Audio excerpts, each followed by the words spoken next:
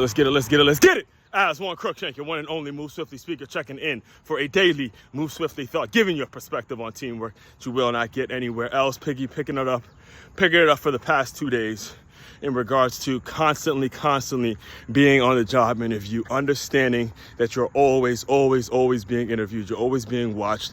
And with that mindset, with that understanding, with that truth, you have to be willing to be used, all right? So you have to understand you will be getting used by corporations that have their own agenda, businesses that have their own agenda, and you have to understand why you're doing it and what you're willing to be used for, and how much, all right, how much your mindset can actually take, how much your mind and your your psyche, we'll say it like that, how much your psyche can actually take when it comes to the concept and the aspect and the reality of the fact that you're going to be used. All right, so let me give you an example.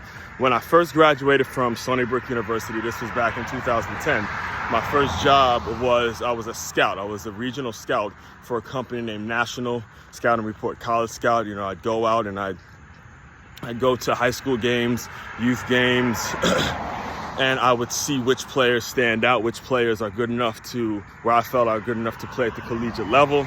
I'd get their parents' contact information, we set up an in-home meeting, and I'd try to sell them a package that cost around $3,000 to help them expedite the recruiting process and basically, you know, get in front of more college coaches and things like that. And it was great concept, great thing for me to do. However, in the back of my mind, I knew that $3,000 fee was going to be the caveat in which was going to be the issue, because I myself got recruited to play at a Division I school, played at a Division I program, and didn't spend a dime to do so. And there's millions of examples of athletes who have gone to whatever college, they got recruited to whatever college athletic program that they wanted to be a part of, and they didn't have to go and pay some recruiting service. It's clear, and the option of not paying is there. So there was going to be a great deal of selling involved. There was going to be a great deal of, you know, I have to sell these people on me. I have to sell these parents on me. I have to sell my story. I have to explain to them, this is what I've been through, this is what this company does, and this is what would have expedited the process. All of that stuff needed to come out throughout my entire presentation, all right? So I did manage to sign up three athletes, 3 recruits, all right? And it was I hate to use the term, it was bad, but it was an experience that was incredibly eye-opening because of how much I realized if I would have been doing it on my own this whole time, if I would have just set up my own service and created something that was affordable, you know, not the $3,000, but something that I felt was actually fair in terms of the work I can do. Bottom line is, I didn't need National Scouting Report to go out and create this content, create this business on my own. I just didn't need them. However, I felt like I needed them because I still at that point wasn't aware of my entrepreneurial mindset, was still kind of in the employee mindset, but I wasn't yet adapting and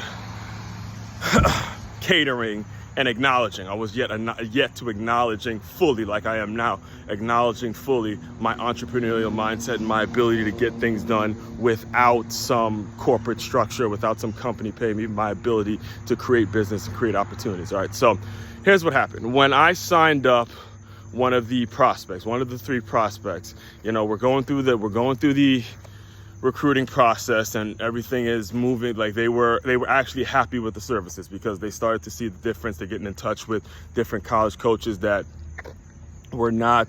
they weren't on the radar with before. They're getting more options. They're just seeing more schools. It's bigger than, you know, just going D1. They're now starting to see some D3, D2 programs that are interested in him, and that those D2, D3 programs didn't have the budget to get out to, I was in Maryland at the time, so they didn't have the budget to get out to Maryland and see certain guys and all that kind of stuff. So they were seeing results, and what they did is they wrote a testimonial, like a testimonial that was like about 2.5 paragraphs. Yeah, close to 2 paragraphs long, like a really long testimonial. And I sent it to the corporate offices at NSR, and their corporate offices is in Alabama. So I sent it to him, and I remember getting an email, like a company-wide email that all the scouts get. It said, the title of it, I'll never forget it, because the title of the email said, "Over-the-top testimonial." All right, and they used everything I sent them. It was over-the-top testimonial to the point where they told every single scout that was reading that email, they said, hey, make sure you use this testimonial on in-home interviews. All right, now, just so we're clear, what made me part ways with this company was the fact that I was at a game doing things the right way, actually, going and watching a kid play and seeing who can play and seeing, actually laying eyes on a kid and seeing which one had the ability and things like that. And I got approached by a father who said, hey, I paid for those services, I paid for this, and I never heard from the scout after, which ultimately hurt my business. All right. So the reason I'm making sure I'm explaining all this to you is because even though I was being used, my work was being used when it comes to